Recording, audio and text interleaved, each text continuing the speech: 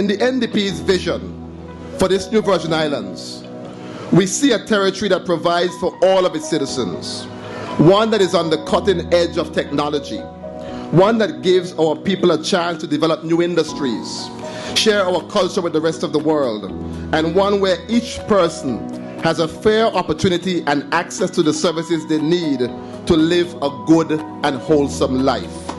This EU requirement for economic substance presents an opportunity on which we must capitalize. But more importantly, it presents greater opportunities for the people of these Virgin Islands. It gives us the perfect occasion to implement the recommendations from the McKinsey report of 2014 as it relates to adding value to our offerings. Even with the challenges that we face with financial services, with the requirement for public registers, and now EU substance requirement, we should remain strong. We overcame many challenges before as a territory, and we will overcome these as well, because we are a resilient people. We have always been. In 1999, we overcame the rank fencing issue. In 2009, we overcame the threat of blacklisting by the OECD by making sure that we had tax treaties with various countries. And we will overcome these current challenges that we are facing now.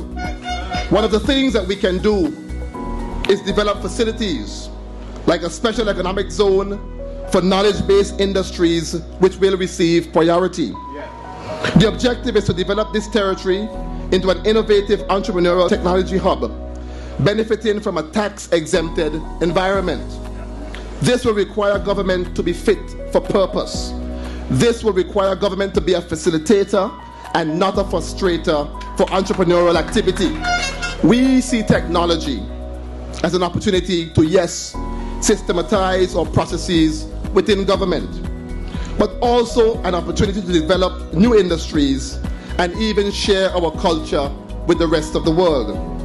We cannot be afraid to engage in this new space, but we must do so with the people of the Virgin Islands playing a major role in this industry, and significantly with a government that believes so much in its people that we are willing to invest in the infrastructure required for high-speed internet.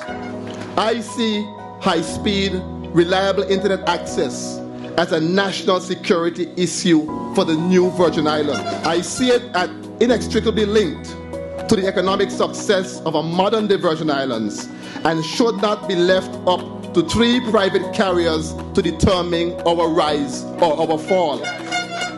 We need to extend the runway at Tbilisi International Airport. However, I believe that the best way to do this is through the right public-private partnership that eases the financial burden on the government and the people of the Virgin Islands and has the least environmental impact as possible. We have had to take a pause on scholarships following the storms, but when the new NDP takes office with a new budget in 2019, the scholarship program will be restored.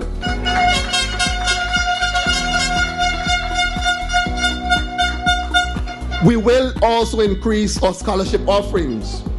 There are some fields that require at least a master's and a doctorate to be effective, and we must be prepared to back our people to their full potential.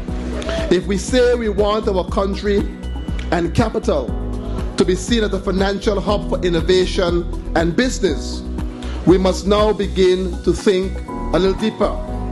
We must think more about demarcating our city, setting up a board to manage the affairs of the city, and giving our city manager the legislative ability to ensure that our capital city of Rotown is run in the same manner of the top cities around the world. The board might step on some toes from time to time, but it's time we take a look and do the things that are necessary for the benefit of more people and more businesses in the territory. If we do not get these things in order, everything that we've mentioned before, every previous generations have fought to ensure will all go for naught.